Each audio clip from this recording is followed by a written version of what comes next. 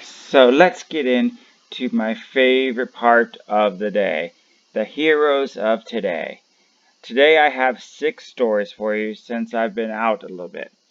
And the stories are: children donate lucky money to catch a high-ranking eye, poor in cash, rich in soul, volunteers shine, Sangha groups in action, a doctor dies a hero, and a thank you song.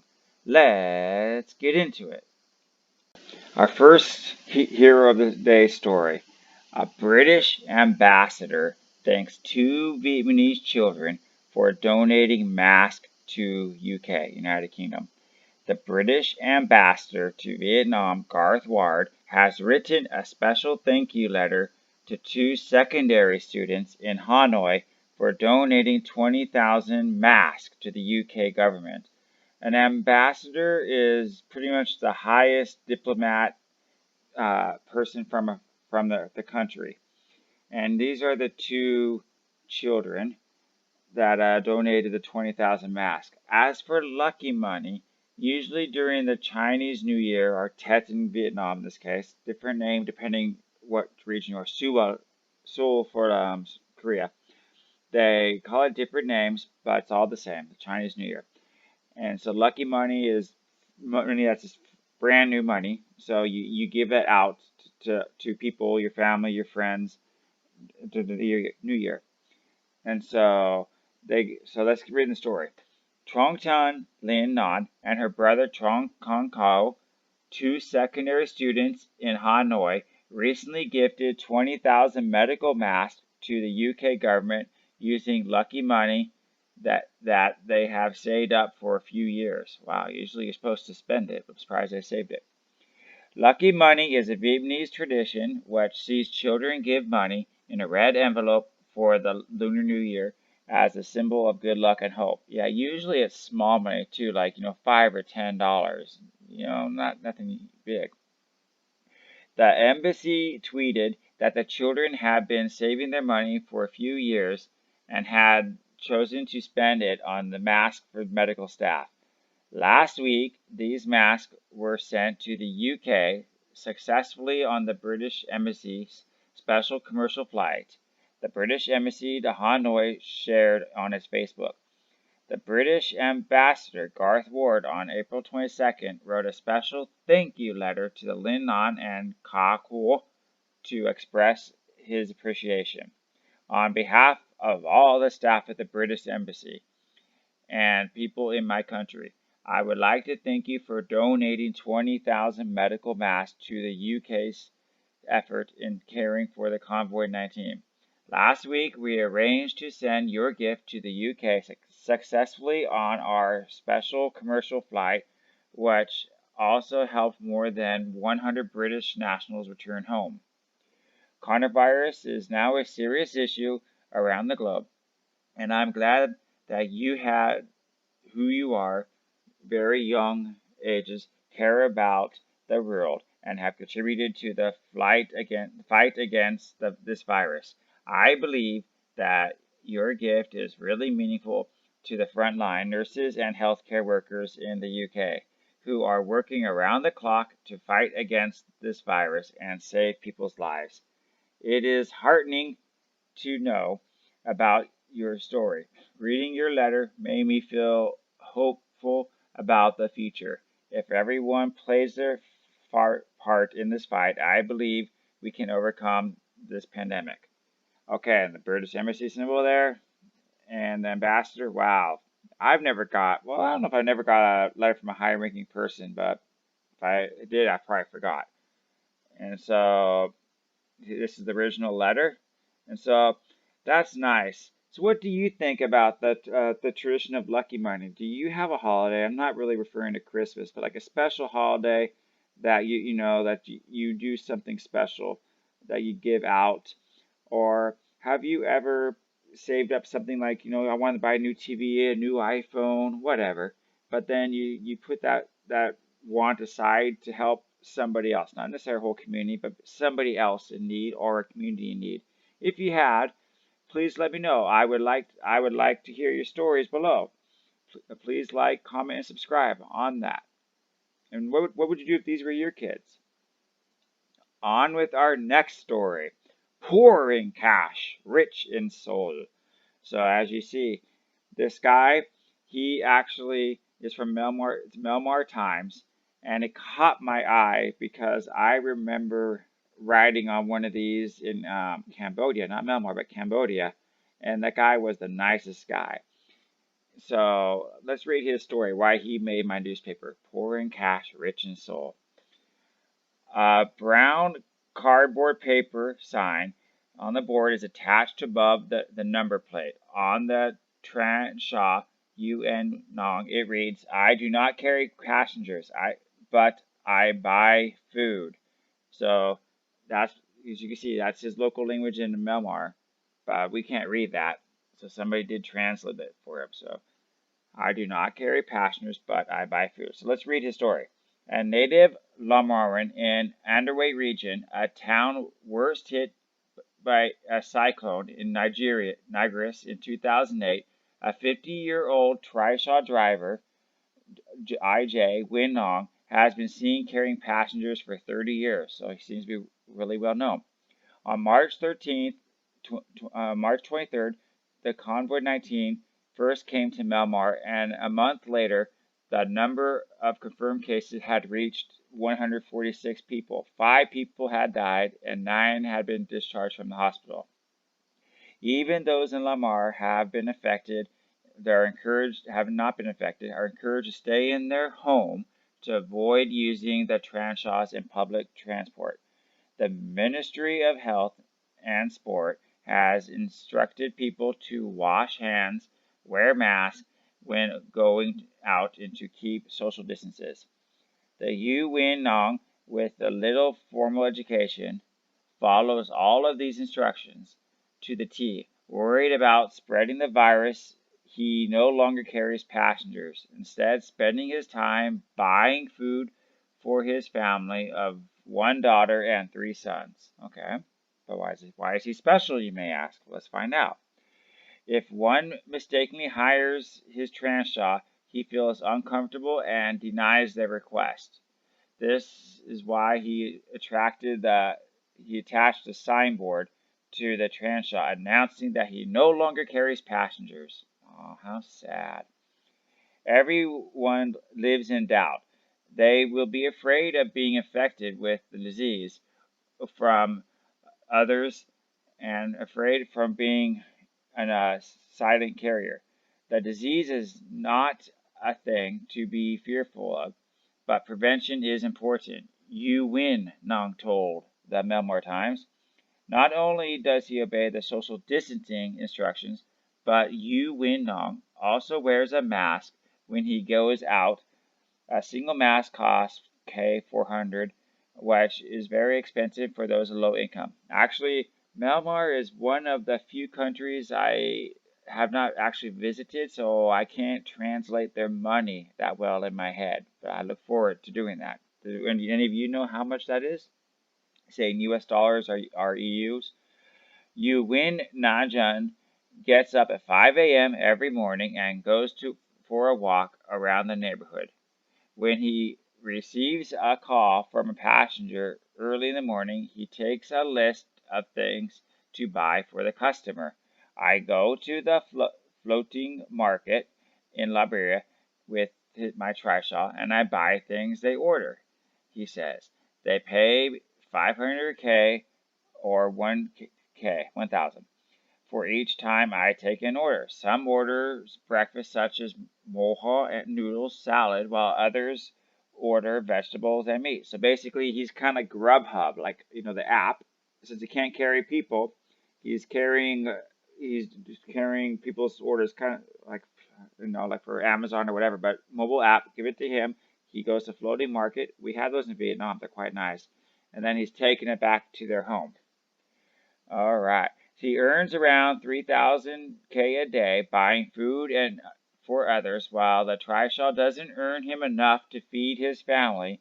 He supplements his income by delivering bundles of chariot furniture and television sets to the ships docked at the floating market. I actually like floating markets. They're kind of interesting, better than just going to a parking lot with everybody selling everything, like a flea market. When I do not carry passengers, the income is not good. I get extra income by loading things from the shops and taking them to the ships, but I am tired, he says. His attitude has impressed the young amateur street photographer Hua, who took pictures of Hui Nong in his trishaw and posted them on his Facebook account. Hundreds of Facebook users shared his photograph, including the famous actors and actresses. Wow. One of my friends showed the pictures of him. I was really impressed by his attitude. I really tried to find him, uh, and I found him walking on the street. Hua said. Hua was a volunteer of the Anua National Disaster Relief Charity. You win would gain popularity within a few days since hundreds of people shared his picture on Facebook. However, the little is known about how his life is going with his trishaw as his efforts to make ends meet for his family. So, I like how he always tried to stay positive and hardworking. It's so easy to be negative and down and oh my gosh, the world's ending. Oh my gosh, I just don't know what's going on. You know, being positive, being calm, being relaxed, and doing what you can at the moment is all people can ask. Don't get stressed. Just do what you can. All right. And let's move on to our third story. Well, before we move on, what do you think about him? Do you think he's trying to set a good example for everybody, or would you rather be safe and try to do something inside? Please leave your comments below about our writer here. Moving on to our third hero of the past few days is Big Heart volunteers produce face shields for frontliners. Now look at this. These are young women doing what they can. And the difference between volunteer and donate. Donate usually means you give money or time. I donate money or I donate time of yourself. But when you volunteer, you give money, time, or something else, but you give it to an agency or organization or to somebody else. So it is a little different. Most people think it's harder to volunteer versus donate. Anybody can write money, but volunteering takes time. So let's get into the article about these two young women. The media has always focused on frontliners as its coverage of the war against COVID-19 pandemic. But like on any other stage, there is always more than one performers to make the show successful. Some of the players, like the actors and actresses, get the accolades, and rightfully so because of they are ambassadors, tell their story.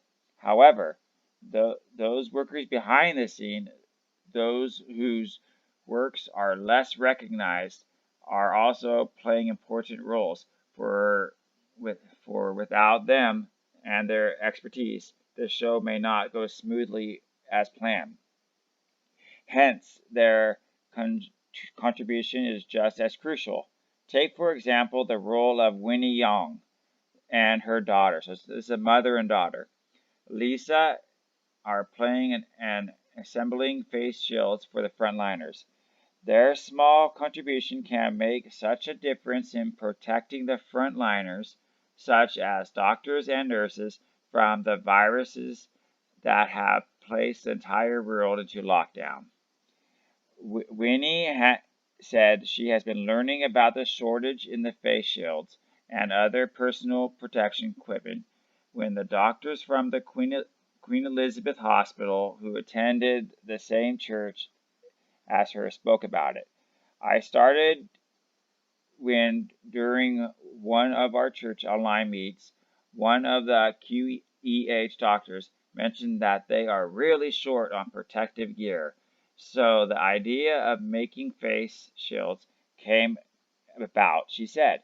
After that, she started to search and find out where she could get the materials and found a wholesaler. I also got some tips from the Red Cross on how to make shields so they'll be usable. It's kind of awesome. In America, many old women or young, whatever, they sew or whatever, crochet, I guess is the right word. They for blankets for babies and stuff. I bet you they could have a field day making a whole bunch of masks. Once the materials arrived, several church members volunteered, as well as one non-church member, to be part of assembling the line, she said. Her team of big-hearted volunteers, as she termed them now, stands at 20 people. Winnie also said that her team of volunteers are happy to be able to help, and also mentioned that doing something that would benefit the front lines in the war against the COVID-19 made staying at home and adhering to the MOC order more meaningful. Remember, Malaysia is locked down, so is Singapore, along with many other places in the world. Donations also started to come in. They allowed us to buy more materials for the second and third batches, she said. She added that if people donated to the cause, she wants to do more to help the frontliners. One of the perks of Winnie didn't expect, however, is to be able to relieve the joy she once had with her daughter, Lisa, when the latter was still in preschool. She explained that Lisa is one of the volunteers in assembling the face shields. For me, my daughter and myself get to do crafts together, so it's mother-daughter bonding. In America, they do a lot of cooking together or baking. So this is kind of cool. Which brings back sweet memories of her preschool days, Winnie reminisced. And yesterday at 3 p.m., Winnie, together with the pastor of her church, Pastor Flora, handed over 350 pieces of face shields. We have sent our first batch about 2 weeks ago, involving 600 pieces, and we have just gotten new materials and now in the process of making another 700. Wow. She said she hopes that her story will move more people forward to help. Okay, so I have a question. What is something you used to do with your mother or father or brother or sister? Like I could say I didn't play baseball, but my brothers play baseball together. Me, I might have played a video game with some, or sometimes we would go hiking together or swimming together at the beach. So what about you? What did you do with your mother or father or your sibling? Please leave your comments below. I would really like to know. And I think that it's awesome that mother and daughter get to do something together. Now, our next story. This is actually about a group I really don't know much about, but because they're in South Africa. But the Senegal groups get homeless children off the streets amid the virus outbreak. So as you can see, the Quastar people, they want to be good, positive role models. A role model is somebody who tries to lead you on a positive direction in life so you don't end up dead or behind jail or just have bad luck with something. Okay? So the Dakar Rooters, the boy cheers as they play ball game in the courtyard of a medical center in Dakar that has become a refuge for Senegal street children since the virus further upends their lives. The capital's 40,000 street children have become even more vulnerable since the government declared the state of emergency over the epidemic last March. So, yeah, we always brought up that all these countries have a lot of homeless, so where are they? And it's nice that we see that people being helped. Restaurants that once offered leftovers have closed, while another lifeline generous pedestrians are scarce. So they have no goodwill down the street. They have no leftovers from restaurants. Social services have increased the number of children they are able to accommodate, helping to protect them from the unhygienic living conditions on the streets and the disease itself. So far, it has infected over 736 people in Shanghai and killed 9. That they need shelter urgently, said Bounty Martin Mendy, who helps run the Sama social centers in Dwakak Oka neighborhood. The center has doubled the number of beds available to 60, but not all are filled. Because the new police curfew has made it hard to track down those in need. We really have to search for them now in order to find them because they hide in the night to avoid the authorities. Really? How do you hide at night? Like, okay, I understand some people might sleep in a riverbed or they might sleep underneath the overpass or grass in the park. But my question is for those who have lived on the streets or whatnot, how do you really hide like in a good spot to avoid getting robbed, mugged, or the police catching you? One time, not that I was trying to hide, I was in Japan and I was leaving like early in the morning and I couldn't even find a hotel. I know, very ironic. I was in Fukushima and nobody spoke English and the bus was going around in circles and the signs had never had hotel on there. Everything was written in Japanese. So I was really clueless. So I actually went into an alley for like 3, 4, 5 hours and I slept there.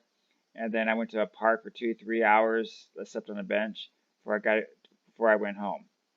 That was like one time in my life that I slept outside. And most people don't know that about me. All right, now I don't know how they hide. So some of the homeless children are tabas youths from Krakra school known as the Dakars who are forced to beg for money. There are also those who fled such schools. Others come from broken families or have lost their homes because of poverty. Franco Sacco's charity, Village Paula, is also trying to shelter more children, including older teenagers, during the epidemic in its facility on the outskirts of Dakar, which they provide regular meals and spares soccer and other games. Because of the disease, people were avoiding us. We had problems getting medical treatment, and also the police kept running after us. Only this center accepts children and youngsters our age and from the streets, said 19-year-old Faye. Some of the children, being the center's rule, to choose to return to Dakar, said Gracha, who works with the children in the village. They went back, but now they want to come back here again because they are regretting it. It's hard in Dakar. All the restaurants are closed and there's nothing left to eat, Nine said. So how do you live on the streets if you're homeless? And how can we help these people find help? I mean, you have homeless all around you. How can we help them if everything is closed? Please leave your comments below on that. And have you ever been homeless? How did you get around? Again, please leave your comments below. Like, comment, subscribe. We got 2 more stories to go. So far, we've heard people who give money, who give time, who give talent, who go outside to brave the elements, and so forth. But today, in this story, we're covering a first for what happened. A Malaysian doctor who died of Convoy 19 in the UK was a great man with a heart of gold. So this is something that we don't hear often of because they're dead. They volunteered or they donated their life to help the cause, and people just don't do much. So in this case, Malaysians paid tribute to neonatologist Dr. Ventura Rakchis, who died from the Convoy 19 in Birmingham, England on Friday. Former schoolmates from St. John's Institute, Kuala Lumpur, posted a heartfelt message describing how Dr. Vispa was a great man with a heart of gold, a pride of St. John's Institution and Armada, whose brother was a neonatal specialist attached to the Birmingham Women and Children's Hospital NHS Foundation Trust. He was also in the front lines working tirelessly to attend those in need of medical attention as the UK's battle against the COVID-19 pandemic. A great loss, the SJAA extends our deepest sympathies and condolences. Condolences, by the way, is we're sorry and we want. How can we help? How can we help you? We feel pain with you. To the late Dr. Sherry's family and his dear friends, especially the batch of SJIAA. We hope that you will remain strong these sorrowful times as we mourn in the loss of our dear Dr. Shira, as they called him, said St. John Alumni Association. Muhammad Iqbal Sabah, a Malaysian who trained as a safety and health officer while Dr. Sabah was registered as Sheffield, UK, said Dr. Boston was a committed doctor. We used to barter a lot about our common Malaysian roots and heritage. I also used to pester him about teaching me how to do neonatal cardiac echo. That's a medical procedure. Even though I was a junior to him, he always called me boss. Come to think of it, he called everyone boss. Dr. Vias was a nice guy. He was sincerely an amazing person. I can only pray that he is at peace now with his Lord. I pray that Liza and the family are given the strength and privacy to go through what must be difficult times ahead. Yeah, that is like the biggest problem. You know, if your mother or father dies, who picks up it could be the medical bills, it could be the time constraints to take care of the kids, it could be who pays off the house, or, who educates the kids. I don't know, all those things. So it's not like just, oh yeah, you get a life insurance check, but it's hard to pick up. I have a few friends who've done something like that, and it's typically for the kids. It's a big after effect. Anyway, what do you think about that? Do you know anybody who has died as a frontline worker during this virus? And how has that changed your life versus somebody, say, who can joke about it versus somebody who now you can take it seriously? Please like, comment, and subscribe. Leave your comments below. We have one more story today, this article. Okay, I saved this for last because this is Jerry Lettie's tribute to the COVID-19 frontliners recorded at the Peng Hong home. She actually sang a song to honor all the people who are helping fight against our pandemic worldwide. So for all the volunteers today and in the past, I wanted to end with this. With the movement of the control order to extend, yet again, the Malaysian singer Jerry Lee recorded in her home in Peng Tong a tribute song to all the frontline heroes and for the COVID-19 pandemic. That's actually cool. She did this whole thing in her home versus a studio because she can't go out. The song tribute "Respect 1 Million" was released on April 24th on the Moose official YouTube channel. The idea for Respect 1 Million was initiated by entrepreneurs Alois Ala, who was involved in the music and entertainment industry during the 90s. He roped in to help the Malaysian music producer Wan Payangku and veteran Indonesian music Kathy Pratama to help compose and produce the song. Okay, so in his message on YouTube, he described the song as a sincere tribute to the heroes who are fighting to keep us safe, and said it was inspired by the commitment and bravery of all the frontline heroes, especially the doctors, nurses, healthcare workers, and volunteers who fought and are still fighting to tirelessly help save us from the 19 pandemic. He concluded by saying thank you to teeny words to all the frontline heroes and offered to heartily salute them 1 million times. Okay, so here we go, and this is for us all to listen to. I realize that everyone heard cries since the early hours of the year. Day by day becomes more severe. In the middle of the darkest day, in the middle of the night, you stood God for us all alone. While we keep safe all at home, you are the one.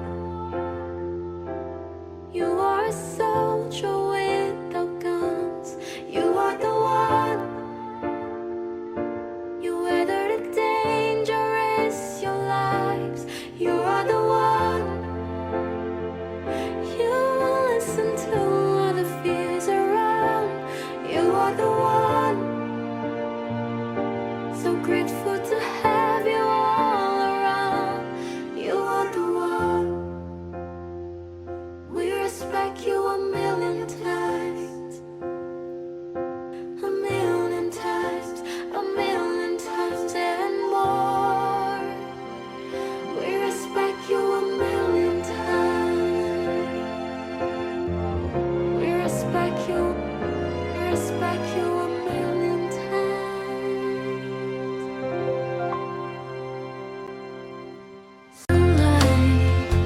That everyone heard cries since the early hours of the year. Day by day becomes more severe. In the middle of the darkest day, in the middle of the night, you stood God for us all alone. While we keep safe all at home, you are the one. You are a soldier without guns. You are the one. You weather the danger, risk your lives. You are the one.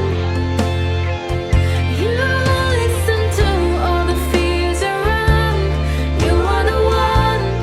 Oh, so grateful to have you all around. You are the one.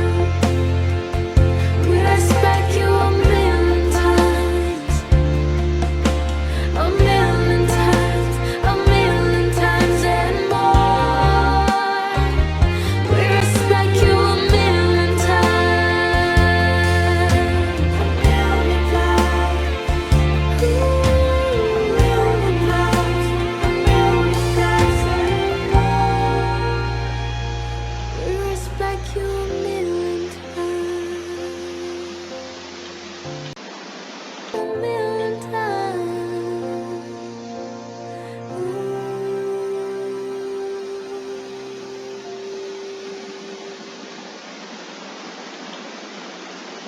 Hi, the small clip you saw was brought to you by Loyal World News. If you like what you saw, you should subscribe and look up my daily Loyal World News report for its full version.